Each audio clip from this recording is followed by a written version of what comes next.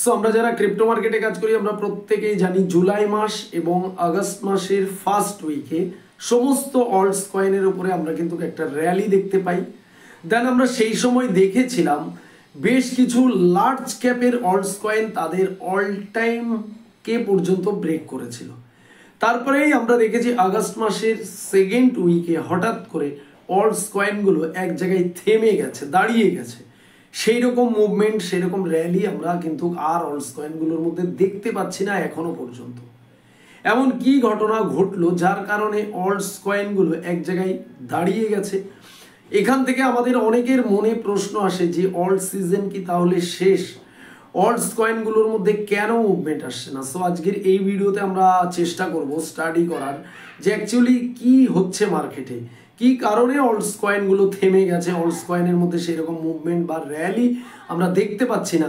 আর যদি আমরা সেই রকম র্যালি বা মুভমেন্ট দেখতে পাই সেটা কবে নাগাদ, কতদিন পরে আমরা দেখতে পেতে পারি, আজকের এই ভিডিওতে আলোচনা করার চেষ্টা করব। সো আমরা প্রথমে চলে এলাম কয়েন মার্কেট ক্যাপে। আমরা আগে দেখবো অল ওভার মার্কেটের সেন্টিমেন্ট কি আছে।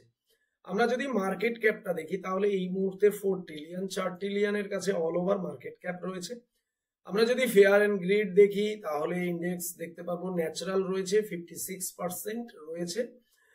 আর যদি অল্টস সিজনের ইন্ডেক্স দেখি তাহলে আমরা দেখতে পাবো যে 51% অল্ট সিজনের ইন্ডেক্স রয়েছে। সো বেসিক্যালি আজকের এই ভিডিওতে আমরা দুটো জিনিস ক্লিয়ার করার চেষ্টা করব। একটা হয়েছে জুলাই মাস এবং আগস্ট মাসের ফার্স্ট উইকে আমরা অল্টস কয়েনগুলোতে এত মুভমেন্ট দেখেছিলাম, এত বড় র্যালি দেখেছিলাম, বাট সেটা হঠাৎ করে আগস্টের সেকেন্ড উইকে কেন থেমে গেল এবং ওই রকম বড় মুভমেন্ট স্পাইক আসতে গেলে আমাদের মার্কেটে কোন জিনিসগুলো দেখা দরকার, কোন জিনিসগুলো ঘটা দরকার, যেগুলো ঘটলে মার্কেটে তবেই আমরা এরকম বড় স্পাইক বা মুভমেন্ট অল্টস কয়েনে দেখতে পাবো, যেটাকে আমরা অল্ট সিজন বলে। তো তার আগে আপনাদের বলে রাখি, আপনারা প্রত্যেকেই জানেন গতকালকে আমরা সমস্ত অল্টস কয়েনের মধ্যে কিন্তু একটা মুভমেন্ট স্পাইক দেখতে পাই, আর এটার রিজন ছিল বিটকয়েনের মধ্যে একটা বড় জাম্প আমরা দেখতে পেয়েছি। সো আমরা চলে এলাম আমাদের টেলিগ্রাম চ্যানেলে। আমাদের টেলিগ্রাম চ্যানেলে কিন্তু এই গতকালকের পাম্প নিয়ে কিন্তু আমরা আগে থেকে অ্যালার্ট করে দিয়েছি। এই যে ভয়েস মেসেজে আমরা বলে দিয়েছি, জোরাম পাওয়েলের একটি স্পিচ ছিল, কালকে লেকচার ছিল, সেখানে কিন্তু উনি যদি রেড কার্ড নিয়ে কোনো রকম একটু মুখ খোলেন তাহলে মার্কেটে একটা সাডেন পাম্প আমরা দেখতে পাবো। আর সেটা উনি সেপ্টেম্বর মাসে একটা আশা দিয়েছেন যে রেড কার্ড হতে পারে, সেখান থেকে মার্কেটে একটা বড় পাম্প বা র্যালি আমরা দেখতে পাই। সো বেসিক্যালি এই যে আমাদের টেলিগ্রাম চ্যানেল, এই টেলিগ্রাম চ্যানেলে কিন্তু আমরা টাইম টু টাইম মার্কেটের সমস্ত আপডেট দিতে থাকি। সো আপনি যদি আমাদের টেলিগ্রাম চ্যানেলে এখনো জয়েন না হয়ে থাকেন, ভিডিও ডেসক্রিপশনে এবং পিন কমেন্টে আমরা লিঙ্ক দিয়ে দেবো, অফিসিয়াল লিঙ্ক, সেখানে জয়েন। সো এবারে চলুন আমরা প্রথমে যাব বিটকয়েনে। বিটকয়েনের চার্টে আমরা গিয়ে দেখবো যে অ্যাকচুয়ালি বিটকয়েনের কি পরিস্থিতি। আমরা যদি বিটকয়েনের টাইম ফ্রেমটাকে দেখি ডে টাইম ফ্রেমে, তাহলে আমরা প্রথমেই আপনাদের এর আগের দিন বলেছি যে বিটকয়েনের কিন্তু ডে টাইম ফ্রেমের উপরে এখানে আমরা একটা ট্রেন্ড লাইন দেখতে পেয়েছি, অর্থাৎ এটা একটা সাপোর্ট জোন। এখানে সাপোর্ট নিয়ে এখান থেকে ট্রেন্ড কন্টিনিউ করেছে, আবার এখানে সাপোর্ট নিয়েছে, এখান থেকে উঠেছে, ফাইনালি এখানে সাপোর্ট নিয়ে আবারও ওঠার চেষ্টা করেছে। তারপরে এই ট্রেন্ড লাইনটাকে গত 2-3 দিন আগে ব্রেক করেছে। ব্রেক করার পরে এই লেভেলটা আমরা মার্ক করে রেখেছিলাম 1,10,000। এখানে বিটকয়েন কাছাকাছি এসেছে, আসার পরে কালকে এই নিউজ আসার পরে বিটকয়েন কিন্তু একটা সাডেন পাম্প করে। পাম্প করার পরে আজকের দিনে দাঁড়িয়ে আমরা কিন্তু দেখতে পাচ্ছি বিটকয়েনে কিন্তু একটা নেগেটিভ সেন্টিমেন্ট, অর্থাৎ ধীরে ধীরে বিটকয়েন ড্রপ করছে। তো এখন আমাদের জন্য এটা বিটকয়েনের এই যে ড্রপটা এলো, এখান থেকে এটা আমরা পুল ব্যাক ধরতে পারি, এখান থেকে বিটকয়েন আবারও নিচে আসতে পারে। তো এখানে আসলে এই সাপোর্টটাই বিটকয়েনের জন্য আপাতত ইম্পর্টেন্ট। এটাকে যতক্ষণ ফুললি না ব্রেক করতে পারছে ততক্ষণ কিন্তু আমরা বিটকয়েনকে নিচে দেখবো না। এখান থেকে আবারও হয়তো আমরা র্যালি কন্টিনিউ করতে দেখতে পেতে পারি, বা এখান থেকেও আমরা এন্ড অফ দা আজকাল পরশুর মধ্যে সেই রকম কোনো যদি ভালো নিউজ আসে তাহলে এটা কন্টিনিউ করতে পারি। এটা তো গেল বিটকয়েনের পরিস্থিতি।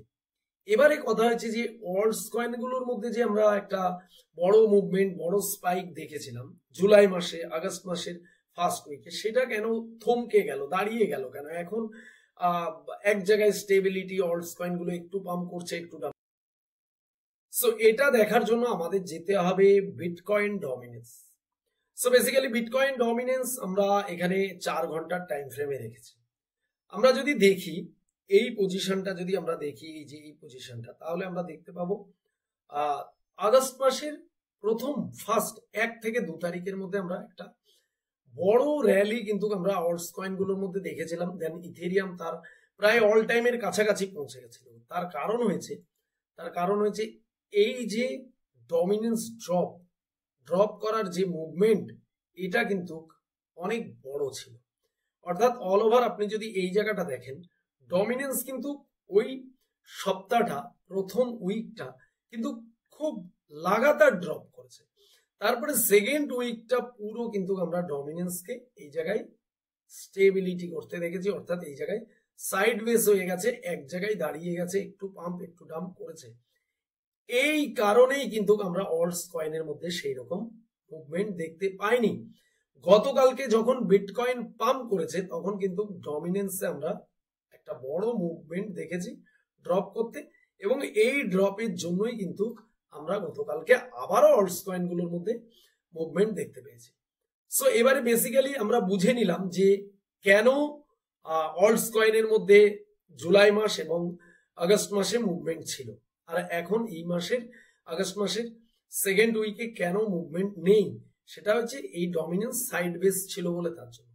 তো এখন আমাদের অল্টস কয়েনে যদি আবারও ভালো স্পাইক মুভমেন্ট দেখতে হয়, তাহলে ডমিনেন্সকে কিন্তু লাগাতার ড্রপ করতে হবে, তাহলেই আমরা দেখব। না হলে কিন্তু আমরা সেই রকম মুভমেন্ট বা র্যালি কিন্তু অল্টস কয়েনে দেখে বলছেন যে অল্ট সিজন শেষ, অল্টস র্যালি শেষ হয়ে গেছে।